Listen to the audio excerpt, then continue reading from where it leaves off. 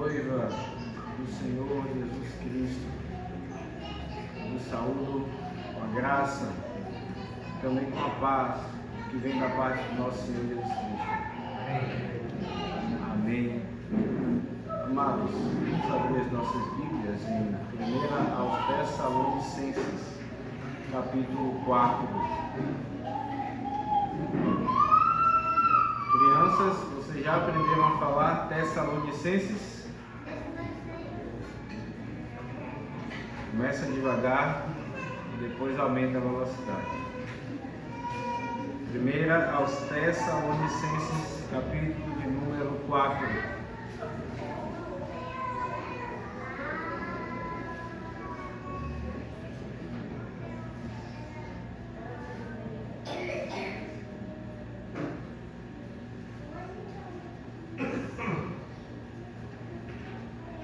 Meus irmãos, nós vamos... eu lerei aqui versos 9 a 12 e também esse será o texto que pregaremos, contando com a graça do nosso Deus.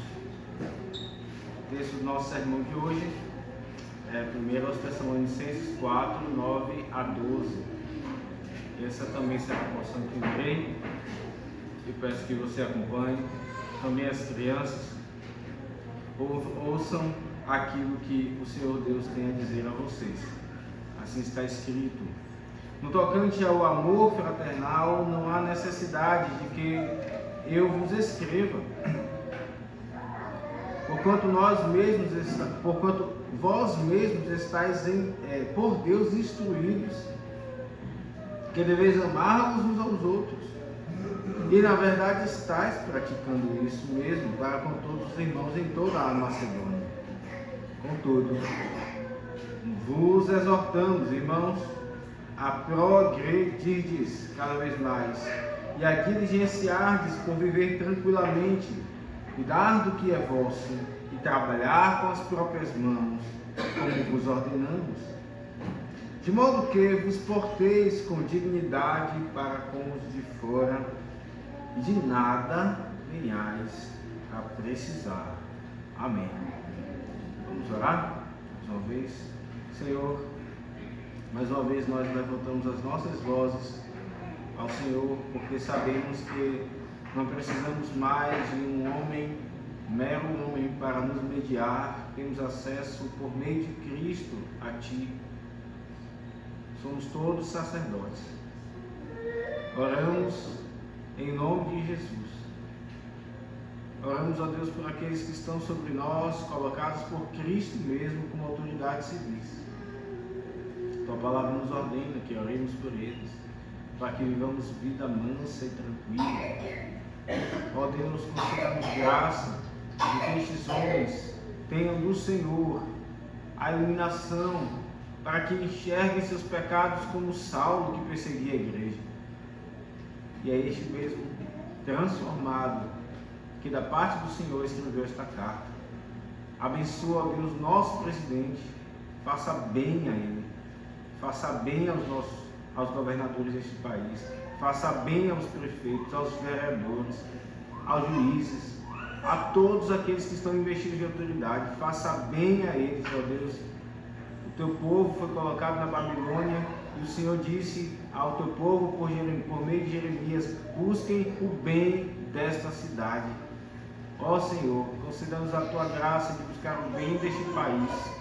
Homens maus estão no governo, de fato, mas são carentes da tua graça, assim como nós somos. Perversos como nós, ó Deus, éramos outrora, mas o Senhor nos alcançou pela graça imerecível, que não é merecida. Abençoa, ó Deus, em nome de Jesus, que eles tenham iluminação sobrenatural do Espírito Santo e se voltem para Ti e governem com justiça esta nação, para a glória do Senhor, de Cristo, Rei dos Reis, e também para o bem da igreja, porque também para isso foram colocados, a proteção da igreja. Assim, ó Deus, também pedimos pela pregação do Evangelho. Cristo é aquele que dá poder aos que governam na sociedade. Cristo é aquele que dá poder aos que governam na igreja, na esfera da igreja, e fala do trono dos altos céus pela pregação da tua palavra. Ó Senhor, para a glória de Cristo, seja esse momento então, que ele seja visto nesse texto. Ó, nós te pedimos que o Senhor nos ensine pela tua palavra, que o Senhor nos faça amar, nos cative e nos ajude a buscar ser cativados pela tua palavra. Convence-nos de pecados, encoraja-nos a viver uma vida santa e digna diante de ti, amando uns aos outros, trabalhando com as mãos. Em nome de Jesus oramos. Amém. Amém. Amém.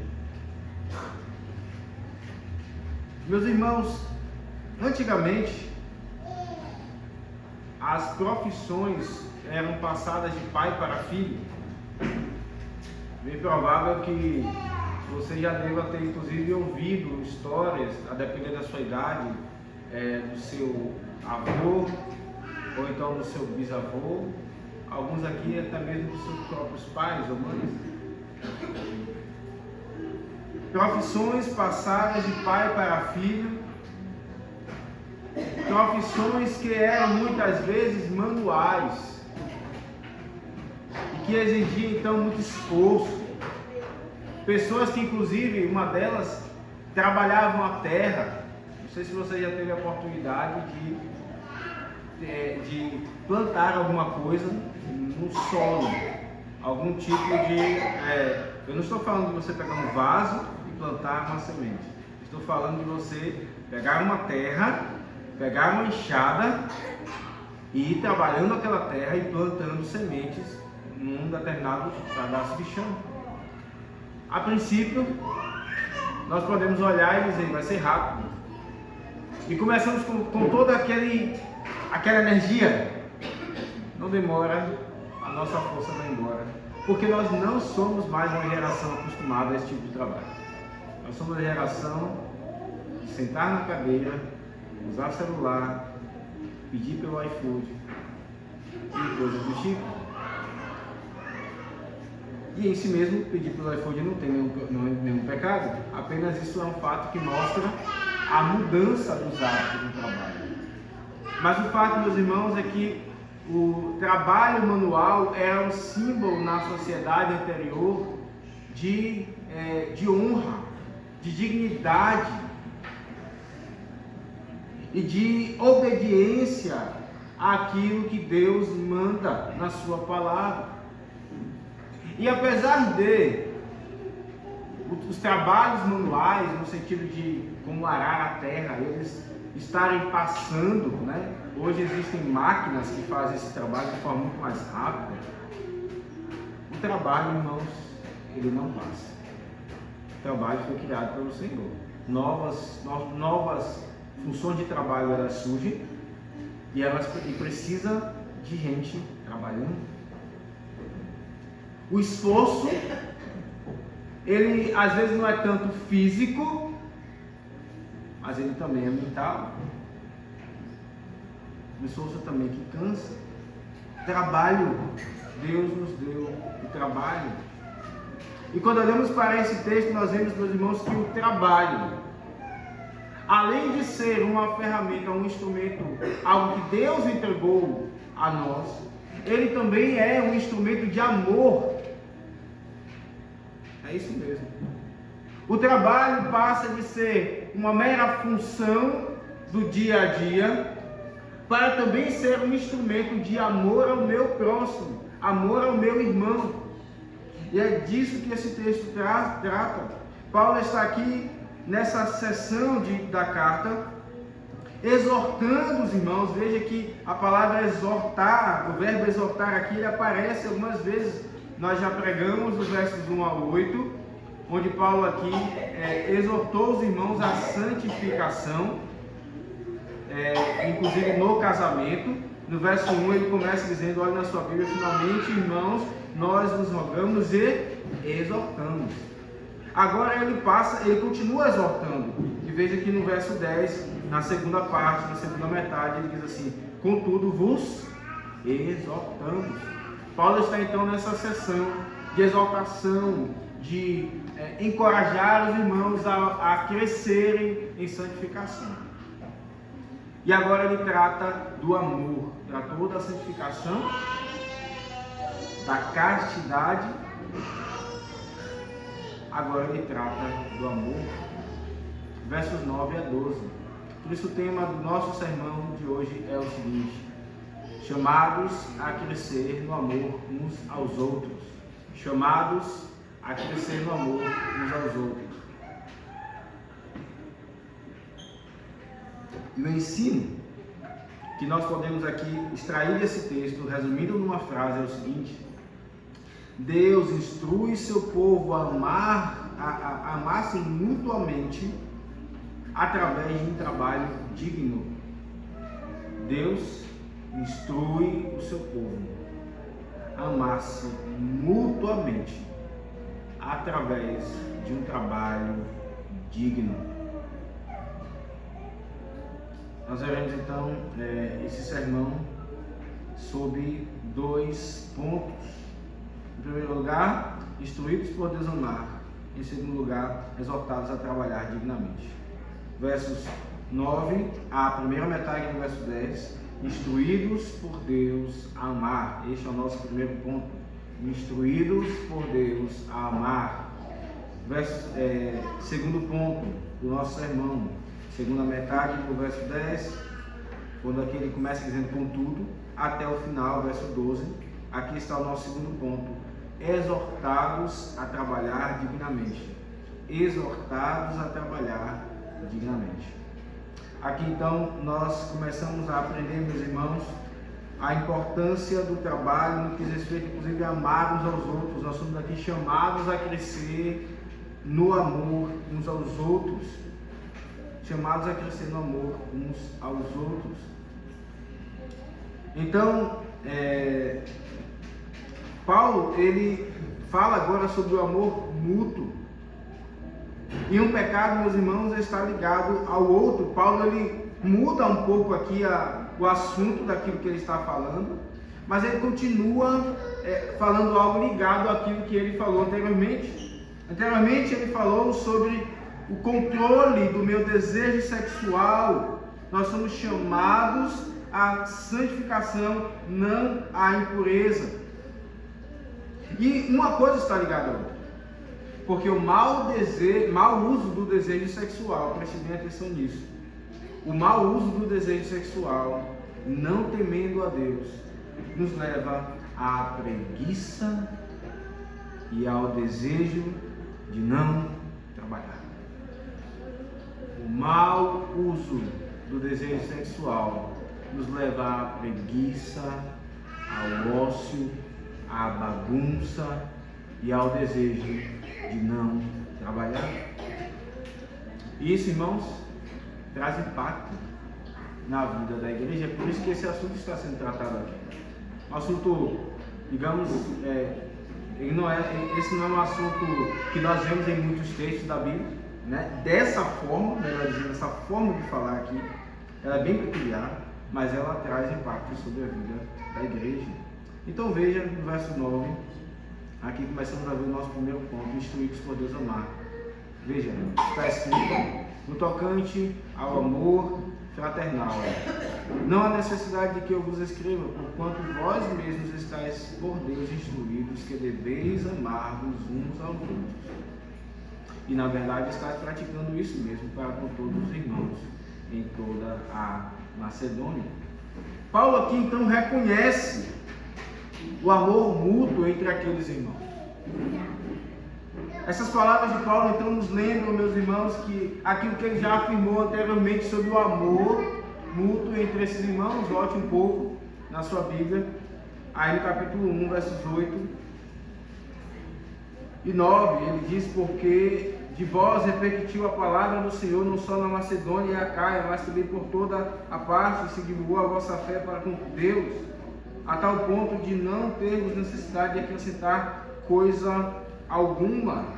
E Paulo louva a fé aqui nesse verso 8 do capítulo 1, mas ele também louvou, ele se lembra, ele falou isso do amor abnegado no verso 3, com o qual eles se amavam mutuamente. Então, aqueles eram irmãos, no que diz respeito ao amor fraternal, ao amor mútuo, exemplares, irrepreensíveis.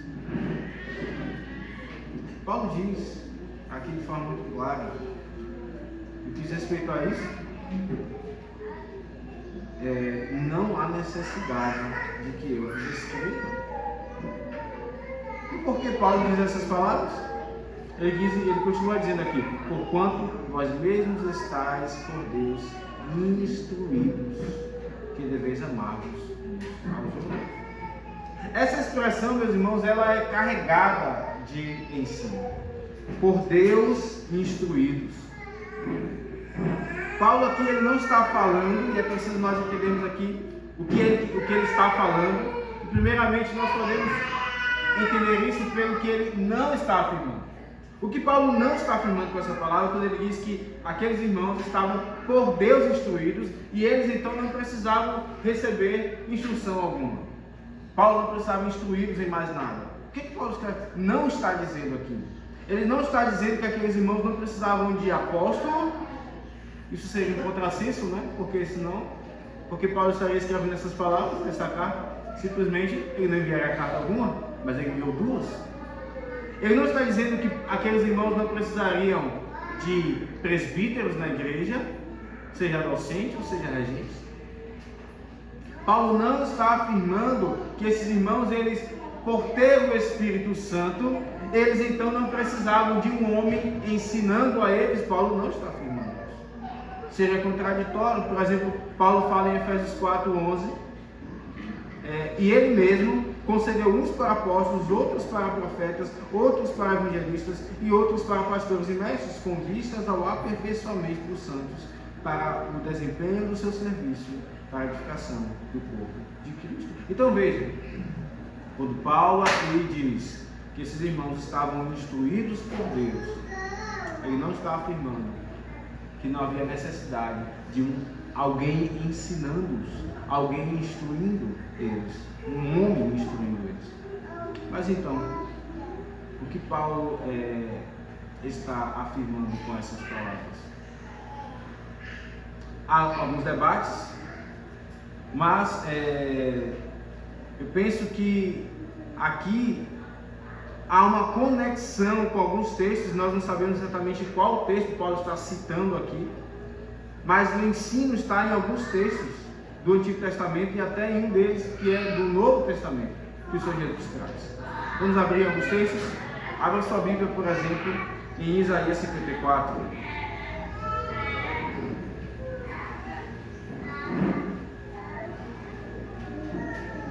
Isaías, capítulo 54. Se Paulo não está afirmando que aqueles irmãos não precisavam de homens ensinando a eles, presbíteros ensinando a eles, Paulo está afirmando que a igreja alcançou uma maturidade tal, por causa da ação do Espírito Santo, da providência de Deus, e assim então ela pode viver de forma tão íntima com Deus, pela ação do Espírito, que não haveria necessidade de intermediários humanos, como profetas no Antigo Testamento, que diziam: assim diz o Senhor. Vamos ver alguns textos de Isaías 54,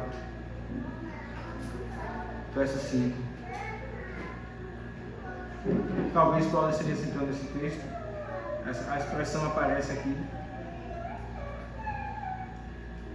Porque o teu Criador, Isaías 54, 5. Porque o teu Criador é o teu marido, o Senhor dos Exércitos é o seu nome, o Santo de Israel é o teu Redentor, ele é chamado Deus de toda a terra. Veja, essas expressões falam da íntima ligação entre Deus e o seu povo. Ele é o teu marido, ele é o Senhor dos Exércitos, ele é o teu Redentor. E no verso 6, Isaías diz: porque o Senhor te chamou como uma mulher desamparada e de espírito abatido, como a mulher da mocidade que fora repudiada, diz o teu Deus, a intimidade entre Deus e seu povo. Agora veja versos 11 a 13. Ó tu, filha, arrojada como a tormenta e desconsolada, eis que eu assentarei as tuas pedras com argamassa colorida e te fundarei sobre os safiras. Farei os teus baluartes de rubis, as tuas portas de carbunclos e toda a muralha de pedras preciosas. São pedras preciosas aqui citadas. Agora veja verso 13. Todos os teus filhos serão ensinados do Senhor, e será grande a paz dos teus filhos. Veja, ele está falando do futuro. Será assim. Será assim. Abra sua Bíblia em Jeremias 31, foi o texto que lemos na liturgia. Jeremias 31, verso 31.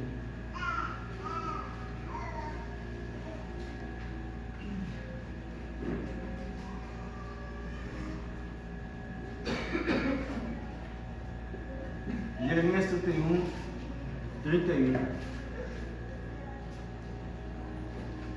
Veja a missão ao futuro. Eis aí vem dias, ou seja, ainda não chegaram, diz o Senhor, em que firmarei nova aliança com a casa de Israel e com a casa de Judá. Agora veja versos 33 e 34. Porque esta é a aliança que firmarei com a casa de Israel depois daqueles dias, diz o Senhor. Na mente deles lhes imprimirei as minhas leis, e também no coração las escreverei. E eu serei o seu Deus, e eles serão o meu povo. Não, perceba agora essa parte, é o que Paulo talvez seja citando esse texto, mas ele faz alusão aqui ao que está sendo falado. Não ensinará jamais cada um ao seu próximo, nem cada um ao seu irmão, dizendo: conhece ao Senhor, porque todos me conhecerão, desde o menor até o maior deles, diz o Senhor. Pois perdoarei as suas iniquidades, de seus pecados jamais me lembrarei. Veja, quando a Bíblia fala de nova aliança, irmãos, ela está apontando para a nova dispensação, quando Cristo veio. E então, Jeremias e Isaías anunciam dias futuros, em que a relação entre Deus e o seu povo seria tão íntima, ainda mais íntima, em que homens como Jeremias e Isaías não seriam mais necessários no meio da igreja. Isso está intimamente ligado, inclusive, a ter a Bíblia completamente escrita, porque naqueles dias não havia isso. É pela Bíblia que nós conhecemos a Deus, não é? Ela nos dá esse conhecimento íntimo de Deus, e obviamente o Espírito Santo que habita em nós, usando a Escritura, nos ilumina, e então nós podemos ter íntima ligação com Deus, união com Deus e conhecê-lo. Abra sua Bíblia em João 6. O Senhor Jesus cita esse texto, 44, João 6, 44.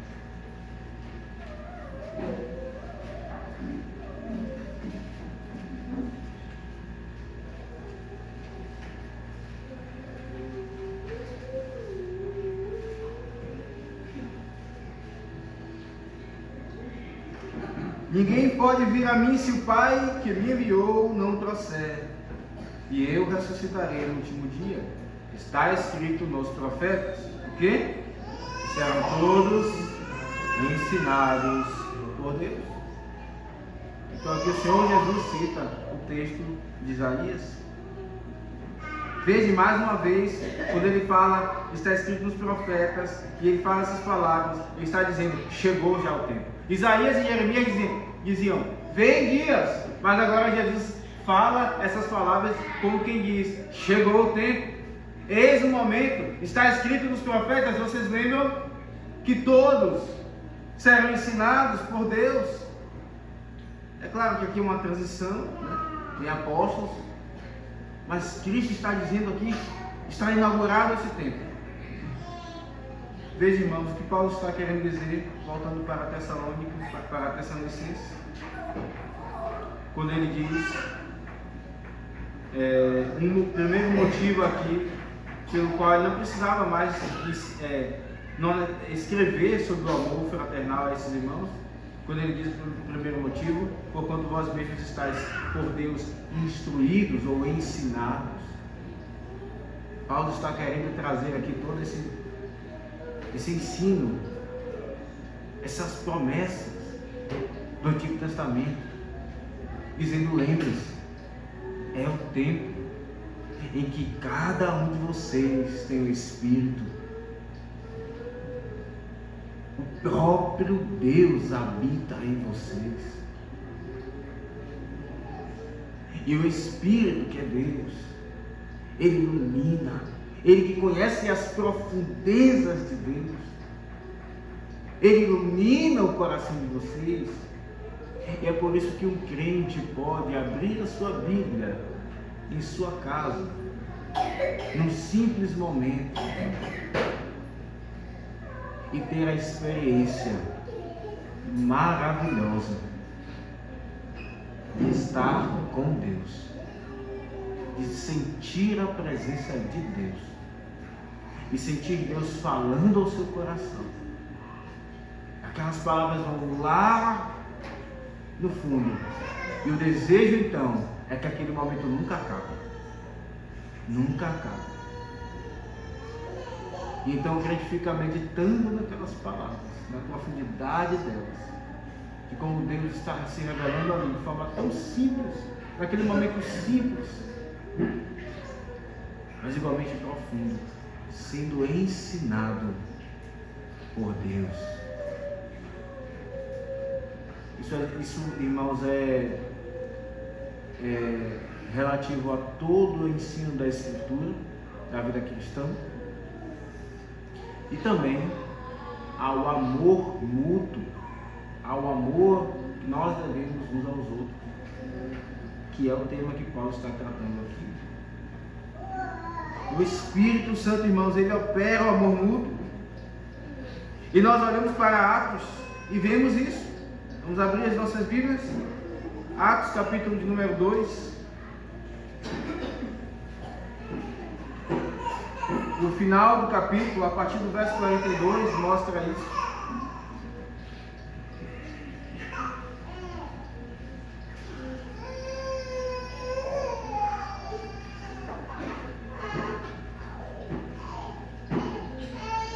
Atos capítulo 2, 42 diz: e perseveravam na doutrina dos apóstolos e na comunhão do partir do pão, das orações.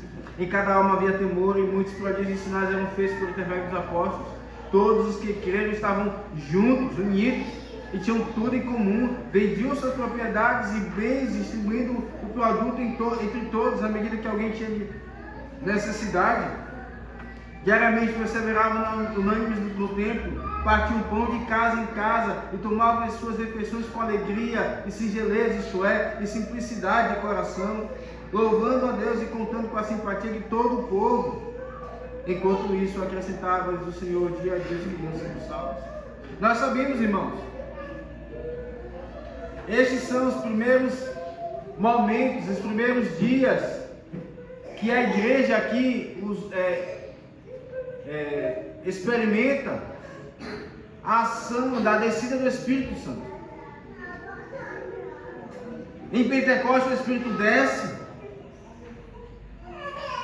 e então havia uma promessa de que o povo de Deus seria ensinado. Essa é a ideia da festa de Pentecostes. Eles celebravam o Sinai, quando Deus trouxe a sua lei. E ali, quando a festa de Pentecostes está sendo comemorada, como era todo ano, o Espírito Santo escolhe aquele momento para descer, ensinando que agora eles iam ser ensinados de forma íntima. E isso é vivido aqui, inclusive acerca do amor. Como eles viviam de forma simples o amor. Partindo pão de casa em casa,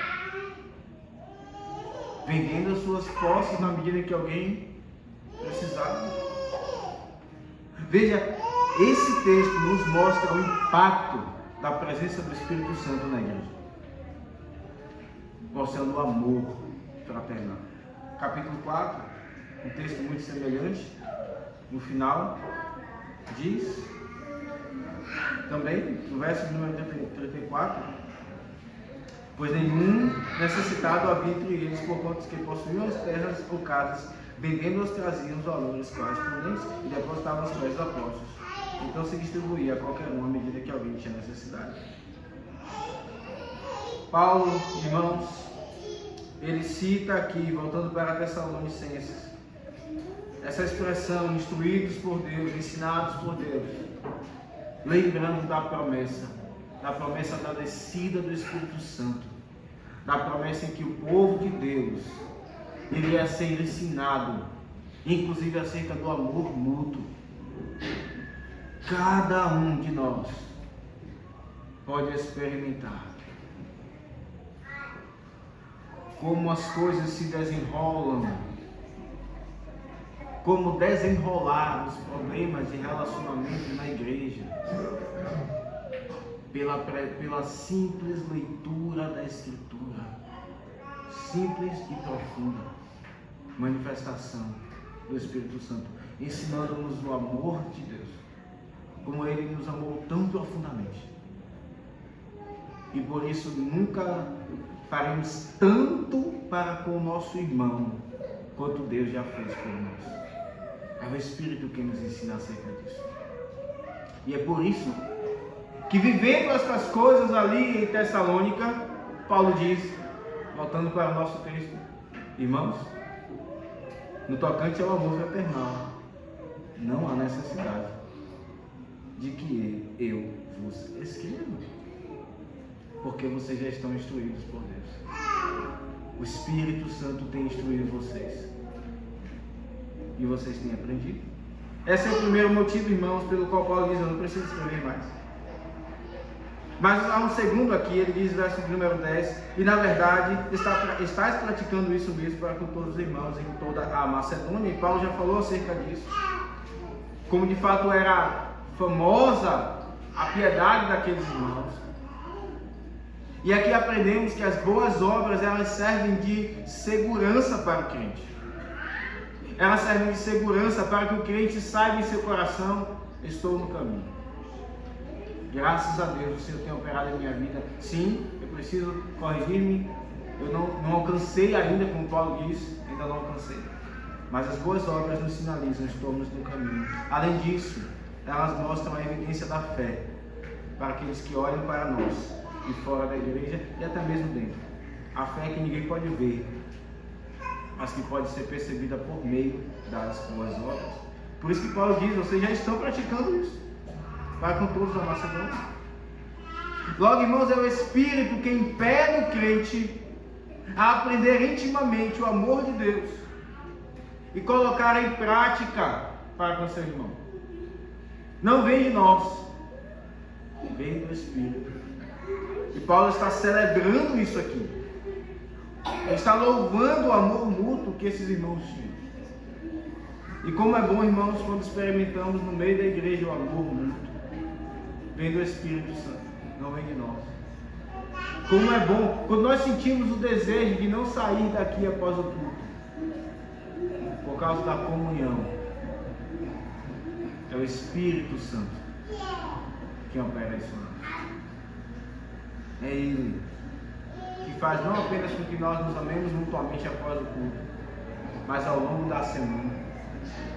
É Ele quem nos lembra de orarmos por irmãos. É Ele quem nos impele a olhar para as nossas finanças e ver o que nós podemos fazer para ajudar o irmão que precisa. É o Espírito Santo. É Ele que nos instrui acerca do amor, e não nós, em nós mesmos. Paulo está celebrando isso aqui. Aqui vemos o primeiro ponto, instruídos por Deus a amar, mas passamos agora ao segundo ponto. Em primeiro lugar, instruídos por Deus a amar. Agora o segundo ponto, exortados a trabalhar dignamente. Veja, na segunda metade do verso 10 diz, contudo vos exortamos, irmãos, a progredirdes cada vez mais e a diligenciardes por viver tranquilamente, cuidar do que é vosso, trabalhar com as próprias mãos, como vos ordenamos. Nós vemos aqui como eles são exortados a trabalhar dignamente. Irmãos, já temos falado disso, da seguinte questão: não há nenhum crente que alcance um padrão de santidade tal que possa dizer dentro de seu coração: alcancei, não preciso mais crescer, não preciso mais progredir. Nenhum. Jó era um homem que foi elogiado pelo próprio Deus diante de Satanás. Deus disse: vixe, meu servo Jó, não há como ele. Mas nós vimos o quanto Jó precisou progredir na sua piedade, não. Da mesma maneira, irmãos, todos nós precisamos, inclusive os Tessalonicenses. É por isso que Paulo aqui faz um contraponto. Ele diz: contudo.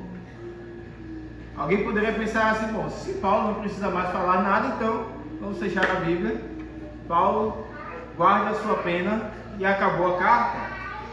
Mas Paulo mostra que não há um contrassenso nisso, pelo contrário, que a irrepreensibilidade não é impecabilidade. Aqueles irmãos eram sim irrepreensíveis no amor, mas eles não eram impecáveis, eles precisavam prosseguir. E ele diz: contudo, vos exortamos, irmãos, a progredir cada vez mais. E nós vemos aqui que eles são exortados de 4 formas. Em primeiro lugar aqui, a crescer no amor mútuo, a progredir. Ele não explicita aqui, né? A progredir cada vez mais em quê? Mas o assunto nos mostra: no amor mútuo, em amar uns aos outros, no amor fraternal, como ele diz aqui no verso 9. Todos nós precisamos crescer no amor fraternal, irmãos. Todos nós precisamos crescer. Não há nenhum de nós. Você pode olhar o irmão mais dado à igreja, mais abnegado à igreja.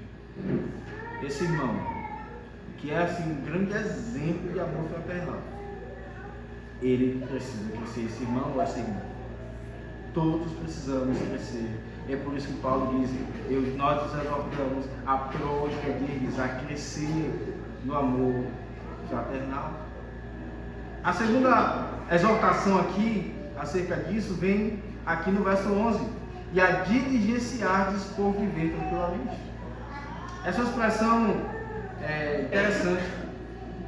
Paulo está dizendo assim: eu quero exortar vocês que vocês tenham uma ambição. Sim, a ambição ela pode ser pecaminosa, ela também pode ser virtuosa. Uma ambição por viver tranquilamente. Uma ambição santa, nós vemos em Romanos 15, 20. Paulo diz assim: esforçando-me, a mesma palavra aqui do diligenciar, esforçando-me deste modo por pregar o Evangelho, não onde Cristo já foi anunciado, para não edificar sobre o fundamento dele. Então aqui Paulo tinha uma ambição santa. Eu estou me esforçando para pregar, procurando onde ainda não há uma igreja para pregar. É uma missão santa, é um esforço santo. E esse termo ele é usado naqueles dias. Esses irmãos entendiam isso para pessoas que eram ambiciosas para aumentar a sua própria honra. Então, inclusive nos nossos dias nós vemos isso. E no meio profissional isso é muito comum, não é verdade? Pessoas que passam a perna das outras para chegar onde elas querem chegar. Elas sonegam impostos, elas falsificam documentos, elas inventam coisas acerca dos outros. Nós vemos esse tipo de coisa ainda nos nossos dias. O homem não mudou, não há nada novo debaixo do sol. Naqueles dias isso era comum também. Pessoas que ambicionavam aumentar a sua honra a qualquer custo. Mas Paulo não está falando dessa ambição. Ele está falando: ambicionem viver tranquilamente. Tenham planos virtuosos. Isso implica, irmãos, que ter ambições para o trabalho em si mesmo não é pecado. Preste bem atenção nisso. Ter desejo de crescer profissionalmente, de ter mais conforto, de ter uma estrutura profissional maior em si mesmo não é pecado. Não é pecado. Se um crente tem uma empresa e ele quer que essa empresa cresça no seu ramo, isso não necessariamente é um pecado. Se ele é um funcionário público ou de alguma outra empresa e ele quer crescer dentro daquela empresa, ele quer uma carreira, um plano de carreira, ele quer ser um profissional melhor, isso não é necessariamente um pecado. Paulo está dizendo, tem uma missão de viver tranquilamente. Ele está falando também de trabalhar. Isso tem a ver, irmãos, com conseguir calar a nossa boca na hora certa. Essa expressão também tem a ver com isso. Viver tranquilamente, esse viver tranquilo tem a ver com calar a nossa boca na hora certa. Lucas 14, abra sua Bíblia lá. Lucas 14, verso número 4. Essa palavra aparece aqui. Essa expressão aparece aqui. Lucas 14, 4. Eles, porém, nada disseram. E tomando coroa e despediu. Veja, nada disseram. A ideia aqui é de conseguir calar. Eles calaram a boca, dominaram a língua. Essa é a ideia. Viver tranquilamente aqui em Tessalonicenses, quando Paulo fala, nós os exortamos, essa segunda exortação aqui, a diligenciar-vos por viver tranquilamente, que vocês tenham uma ambição por viver tranquilamente. Paulo está dizendo que vocês tenham uma ambição na sua vida profissional, inclusive que vocês sejam, que dominem a sua língua. E o contexto aqui, meus irmãos, nós precisamos entender melhor. Por que Paulo fala essas palavras? Parece não fazer tanto sentido. Abra sua Bíblia lá em 2 Tessalonicenses 3, versos 10 a 12.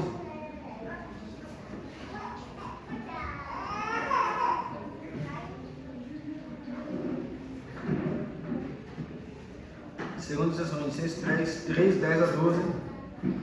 Veja o contexto em relação ao trabalho, para que você entenda melhor o que Paulo está dizendo lá no texto que estamos pregando.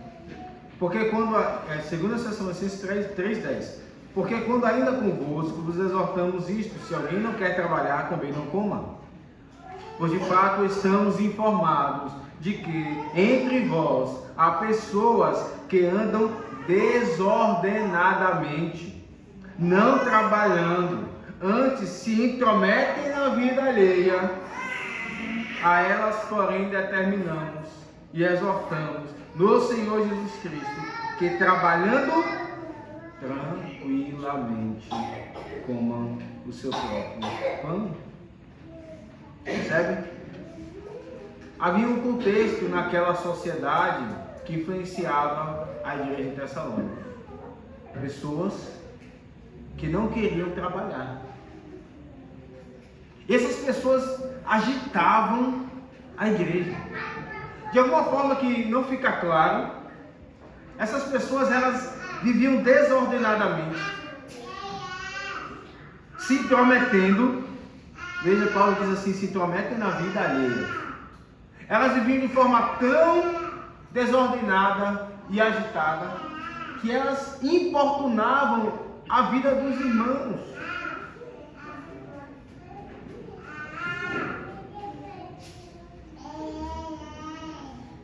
Enquanto os irmãos se detiam no trabalho, essas pessoas vinham sem trabalhar, agitando a igreja. É por isso que Paulo fala aqui, voltando para o nosso texto, irmãos, nós nos exortamos, em primeiro lugar, vimos a progredir cada vez mais. Agora vem essa segunda exortação, esse exortar sobre o trabalho, a diligenciar-se por viver tranquilamente. Tem uma ambição, preste bem atenção, tem uma ambição de que vocês vivam tranquilos, sem viver desordenados, importunando os outros. Essa é a segunda exortação que Paulo fala sobre o trabalho aqui. Passamos à terceira, veja. Todas elas estão muito ligadas, são 4 aqui. Primeira, progredirdes cada vez mais. Segunda aqui, vimos, diligenciar-se por viver tranquilamente. E a terceira, são verbos aqui no infinitivo. E a terceira aqui, cuidar do que é vosso e trabalhar com as próprias mãos. A terceira é cuidar do que é vosso. A ideia é de cuidar do seu próprio negócio. E muito está ligado ao que foi falado anteriormente. É aquele que se ocupa com o seu trabalho, cuida do que é seu e não do que é dos outros. Está focado naquilo que faz. E Paulo fala sobre isso, sobre não se meter nas coisas dos outros em outros lugares. 1 Timóteo 5,13, Paulo diz assim, além do mais, falando de mulheres viúvas, novas, ele diz sobre elas, além do mais, aprendem também a viver ociosas, andando de casa em casa. E não somente ociosas, veja, a língua está aqui nesse assunto, mais uma vez, mas ainda tagarelas e intrigantes, falando o que não deve. Essa importunação de pessoas ociosas estava também ali na igreja de Éfeso, onde Timóteo estava, e aqui também em Tessalônica. 1 Pedro 4,15, Pedro também fala sobre isso. Ele diz, não sofra, porém, nenhum de vós como assassino, ladrão, malfeitor, ou como quem se intromete em negócios de outro.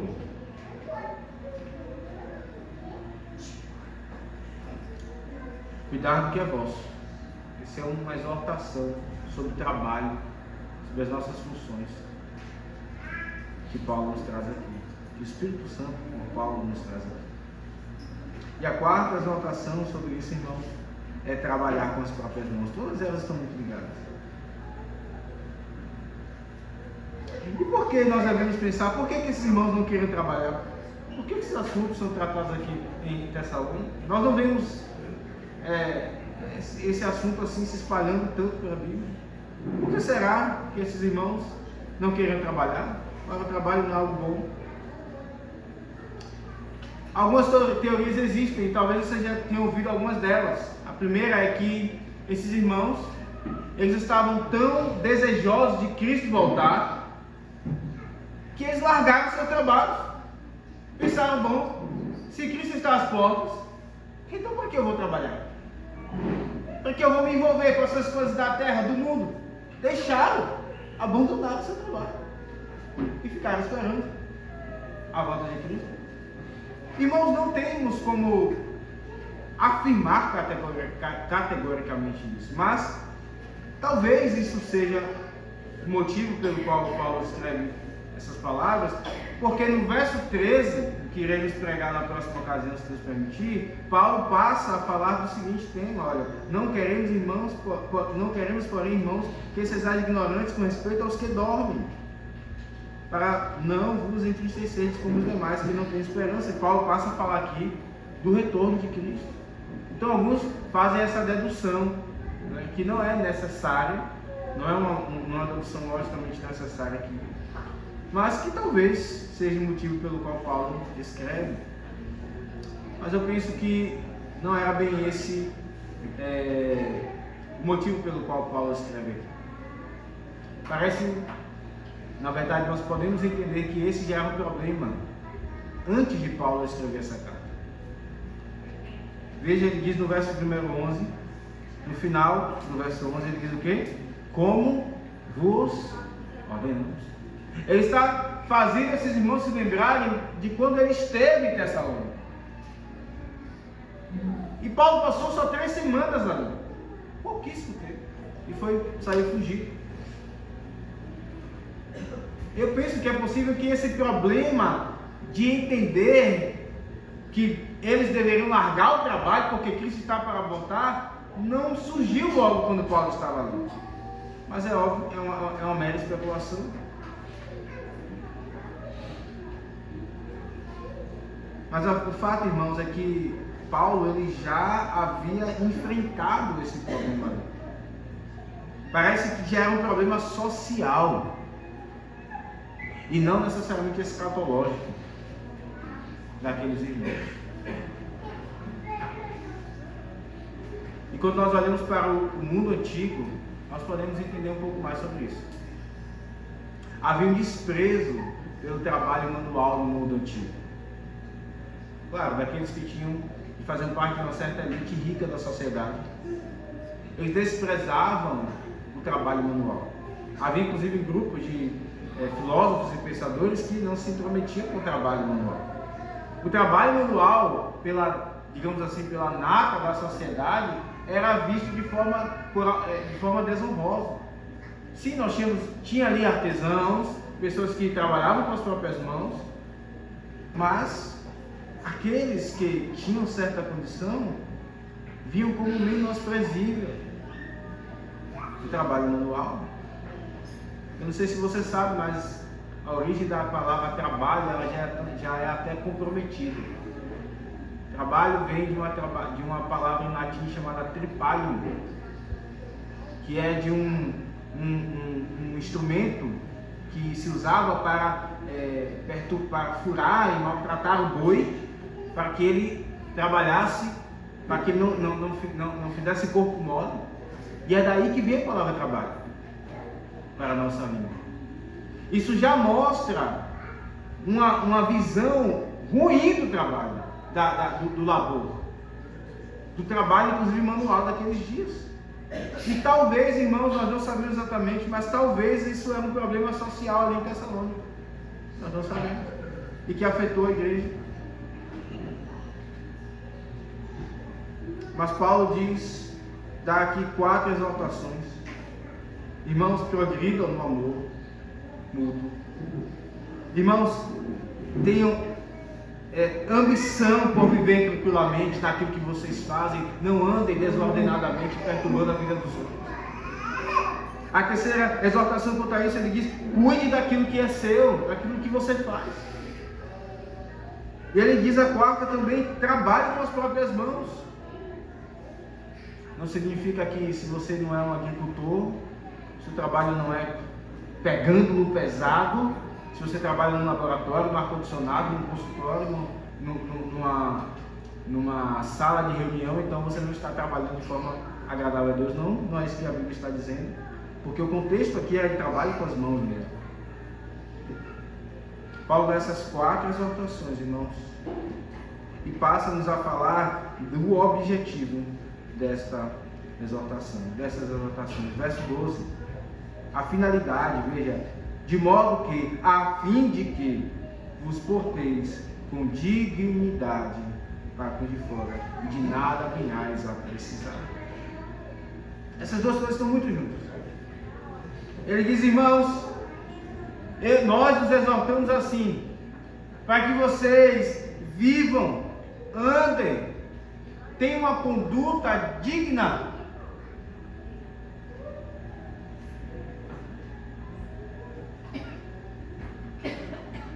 Esses irmãos, eles deveriam se importar com a fama do Evangelho.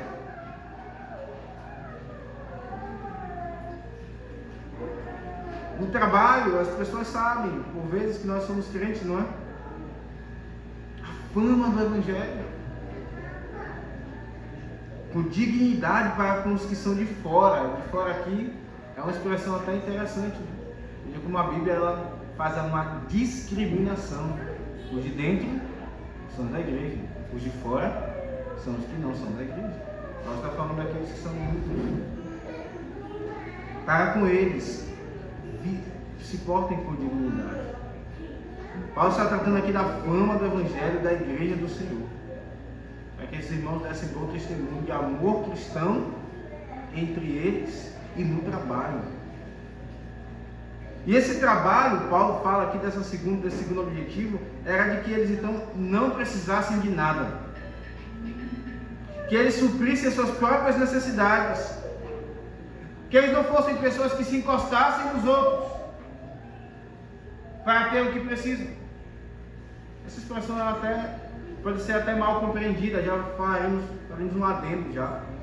Mas Paulo diz que vocês trabalhem e que não precisem de nada dos outros. Essa é uma expressão forte, né? Que vocês não vivem encostados, precisando de outras coisas que outros então têm que lidar. Diz que vocês usufruam da dádiva de experimentar do seu próprio esforço. Isso não nega a providência paternal de Deus, pelo contrário, irmãos. Quando nós trabalhamos e o dinheiro cai na nossa conta, não foi o nosso braço que trabalhou e conseguiu aquele dinheiro. É Deus que está nos provendo. É o Senhor.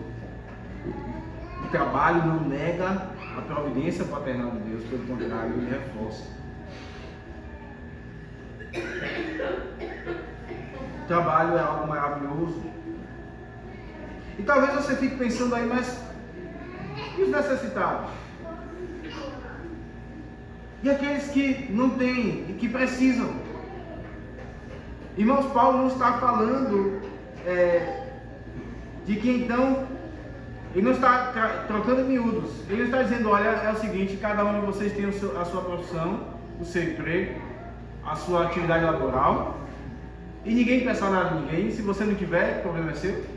Não, Paulo não está dizendo isso. Nós lemos na liturgia, Efésios 4, abre sua Bíblia lá, os textos estão interligados. Efésios número 4, capítulo 4, verso 28. Nesse trecho aqui, Paulo está falando do amor também, da união entre os irmãos.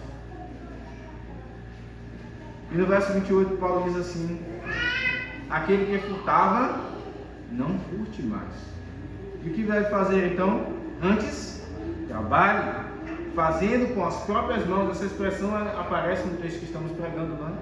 Fazendo com as próprias mãos o que é bom, para que tenha o que acudir, com que acudir ao necessitado. Veja, é o mesmo Paulo que escreve aqui aos Efésios. Paulo não está excluindo o caso de irmãos que precisam. Ele está separando as coisas, ele está tratando o problema de forma separada. Ele está tratando daqueles que vivem desordenadamente, não querem trabalhar e perturbam os outros. Mas quando há irmãos que até trabalham, mas não conseguem o que precisam para viver, o trabalho dos outros também é para assistir esses irmãos. Está claro aqui em Efésios. Trabalhe para que tenha com que acudir ao necessitado. Se você não necessita de coisa alguma, um outro irmão vai necessitar. O seu trabalho não é só para suprir as suas necessidades, é para suprir também a necessidade dos seus irmãos.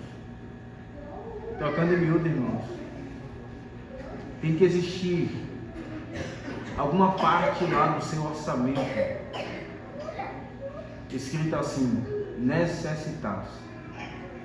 Tem mercado, tem farmácia, também tem que ter necessitados. Trabalhe para acudir àqueles que têm necessidade. Isso não implica então, pastor, mas tem diácono. É verdade, pastor, dizima, oferta, sim, mas além disso, o que é ordenado também, nós devemos ter aquilo que ajudar os irmãos. Como esse texto, irmãos, ele é específico, não é? Ele trata de um problema específico aqui.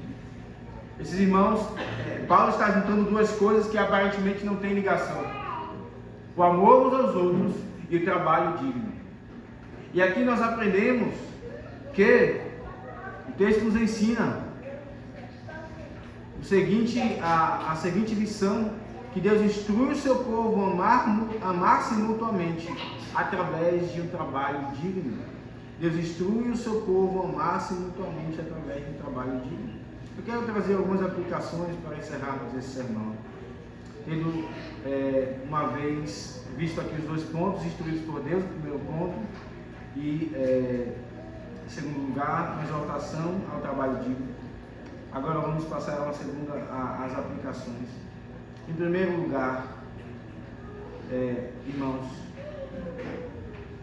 nós precisamos ver o trabalho como uma bênção de Deus.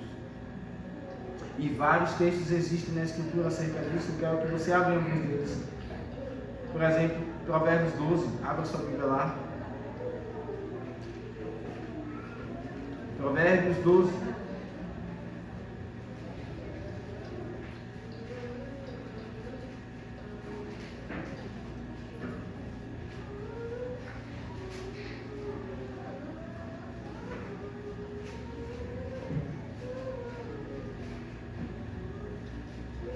Provérbios 12:12. O perverso quer viver do que caçam os maus, mas a raiz dos justos produz o seu fruto. A palavra do Senhor nos ensina a produzir aquilo que nós precisamos. Isso é uma palavra especialmente aos homens, aos cabeças do lar. Os filhos vão crescendo, não é? E por vezes nós murmuramos: tem que comprar sapato, tá apertando tão rápido, a roupa aperta rápido. Quando é menina, é muito mais caro, misericórdia. Mas irmãos, ter filhos é bênção. E é uma honra. Deus nos acrescenta dignidade quando nós produzimos aquilo que nós precisamos. Provérbios 13:4 está bem perto aí também. Diz o texto: o preguiçoso deseja e nada tem, mas a alma do diligente se farta. Aquele que é preguiçoso, como aqueles irmãos lá em Tessalônica que estavam sendo preguiçosos, cobiçavam. E a cobiça e o contentamento são dois inimigos um do outro. O cobiçoso deseja, mas ele só deseja, não tem. O diligente, aquele que se esforça, aquele que trabalha, aquele que faz aquilo que Paulo instrui aos Tessalonicenses, que trabalha com as próprias mãos, cuide do que é seu, cuide do seu negócio, seja diligente, seja zeloso. O texto diz aqui que a alma dos diligentes se farta. Veja como o texto, como diz, né? A alma, não diz o corpo, diz a alma. O trabalho nos traz um bem que chega à nossa alma. A alma do diligente se farta. Provérbios 13, verso 11. Os bens que facilmente se ganham, esses diminuem, mas o que ajunta a força do trabalho terá aumento. Que texto, irmãos? O nome já diz: trabalho. Dá trabalho, é difícil. Você não vai conseguir de imediato, não. Algumas coisas sim, mas outras não. Precisa quebrar a cabeça, precisa ter um esforço que não é só físico, mas é também mental. Um esforço de traçar na sua mente uma carreira profissional. Isso, obviamente, você deve contar com conselhos de homens que já passaram por isso na vida. Com certeza, nós não devemos fazer isso sozinhos. Veja, Paulo está ligando o amor mútuo ao trabalho digno. O trabalho está no contexto de amor da igreja. Mas existe trabalho. Você pensar: como é que eu vou crescer profissionalmente?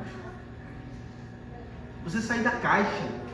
Eu só tenho que ter um emprego. Não. Saia da caixa. Isso exige trabalho. Trabalho para estudar. Aqueles, né? Eu lembro que quando eu fazia a faculdade, eu via algo que hoje tem se tornado cada vez mais comum.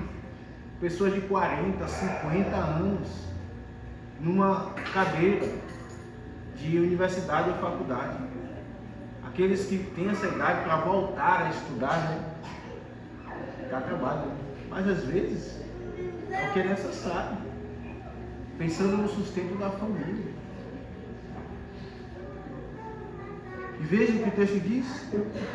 Às vezes nós não queremos certos trabalhos por causa do esforço, mas o texto de Provérbios nos adverte: os bens que facilmente se ganham, eles diminuem.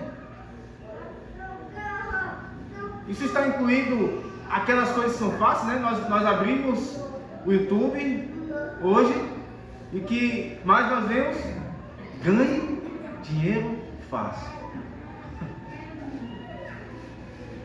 E um monte de gente clica lá. Porque o coração do homem depravado quer dinheiro fácil, mas os bens que facilmente se ganham, se diminuem. Não existe, irmão, dinheiro fácil que venha de Deus, no sentido de que seja uma bênção. Não existe. Nunca existiu. Você vai trabalhar de casa, né? Tem alguns vídeos que falam assim: Você não sai de casa, trabalha de casa e tal. Você pode ter um outro trabalho. Eu estou atrás aí de tantas pessoas para fazer uma atividade simples, você vai ganhar tanto. Mentira. Mentira. Os bens que facilmente se ganham, esses diminuem. Mas o que ajunta a força é difícil mesmo. É mês a mês ali, olha. Inclusive aqueles que estão no início, ou não estão no início da carreira profissional, mas ainda não conseguiram tanto. É a força do trabalho. Mas aquele que ajunta a força do trabalho terá aumento, vale a pena. Deus abençoa. Último texto, Provérbios 14, 23. Em todo trabalho aproveite, meras palavras, porém, levam a penúria. Talvez você olhe para algum trabalho e diga assim: não vai trazer tanto retorno. Mas se você precisa, faça. Faça. Talvez esse trabalho abra a porta para um outro melhor. Mas se ficamos de meras palavras, elas levam a penúria. Elas levam a necessidades. Veja, nós precisamos amar o trabalho. Essa é a primeira aplicação. Amemos isso porque vem do Senhor. E passa a segunda aplicação que está muito ligada. Liberte-se da acomodação. E aqui é um orgulho disfarçado. Liberte-se da acomodação.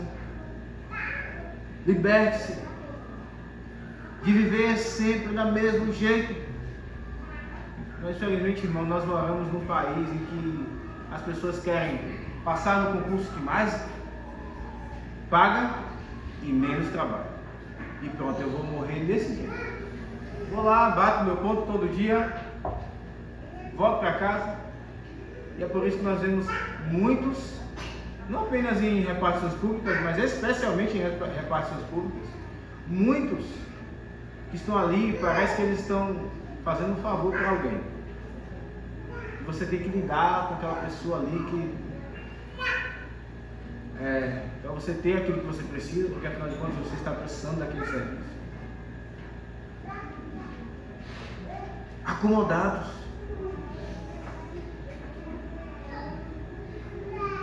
Nós não estamos falando da teologia da libertação aqui, tá, irmãos? Que você, tem alguns que dizem assim, não tem a visão de pombo, tem a visão de águia. Ou seja, você tem que pensar sempre em funções e trabalhos que você ganhe muito dinheiro. Não, essa é uma teologia da libertação. Você tem que ter o seu sustento. E aquele que é diligente irá ter para o que precisa e para acudir o necessitado. Mas nós devemos nos libertar da acomodação. E esse mundo, essa sociedade, ela nos puxa para uma acomodação, para não termos trabalho.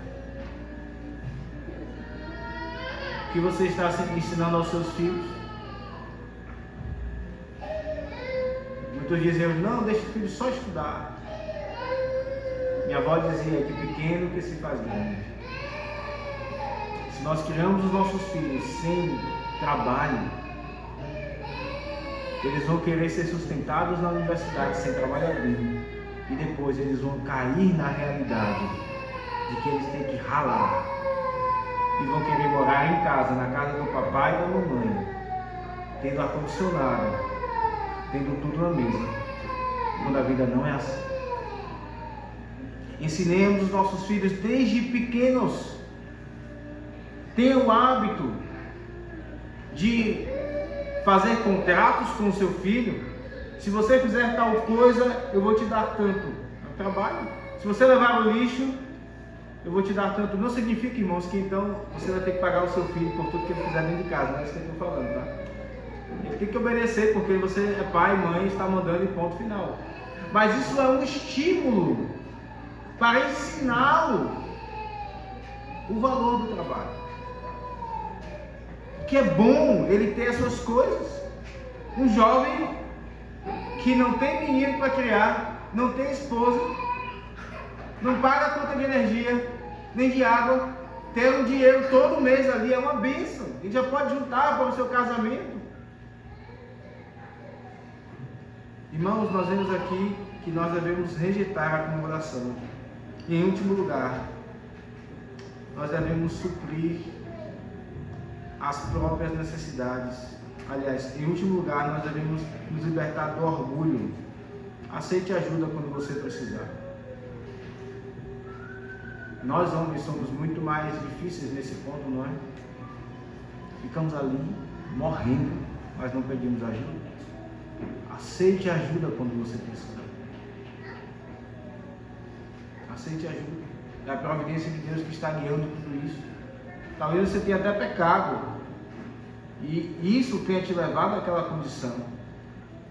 Mas a providência de Deus, sobretudo, guiou a tudo isso. Aceite ajuda. Aceite ajuda. Isso não significa, irmãos, também que nós devemos amar o trabalho. Eu encerro com essa aplicação. Não significa que nós vamos viver a todo tempo trabalhando e então eu não vou pedir a ninguém, eu vou ser egoísta, eu não vou viver a vida comum da igreja, nem vou pedir, não vou dar nada a ninguém, cada um trabalha e conquiste o que é seu e acabou. Essa também é uma mentalidade mudando.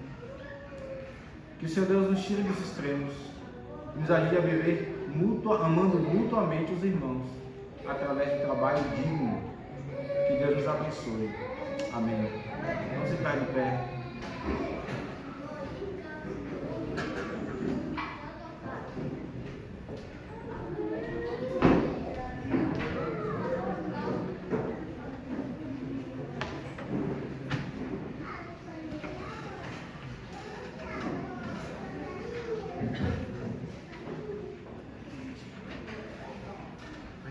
Ó Senhor Deus, obrigado pela Tua palavra que nos trata em tantas coisas, inclusive no trabalho, como ele influencia no trabalho ou no não ter trabalho, e como isso influencia no amor mútuo,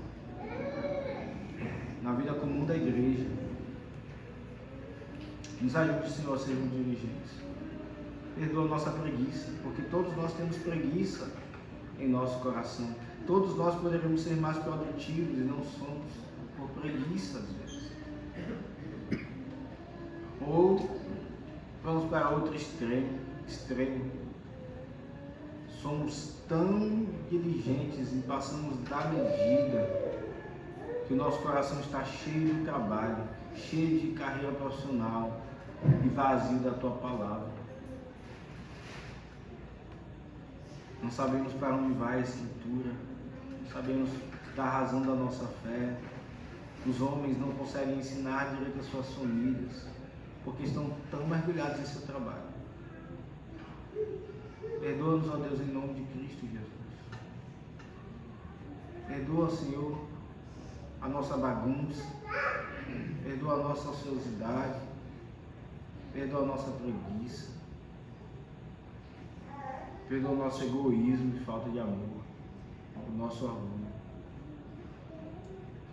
O Senhor tenha compaixão de nós e nos santifique. É isso que Paulo está ensinando aqui, inspirado pelo Espírito Santo. Santificação quanto ao amor mútuo, a progredir em amar uns aos outros. Precisamos da Tua palavra, Deus, também para que venhamos a progredir. Obrigado pela Tua providência. Santifica a vida de cada um de nós, dos homens, das mulheres, porque as mulheres também trabalham e trabalham muito dentro de casa, e aquelas que têm profissões também. Abençoa-nos todos, ó Deus. Em nome de Jesus oramos. Amém.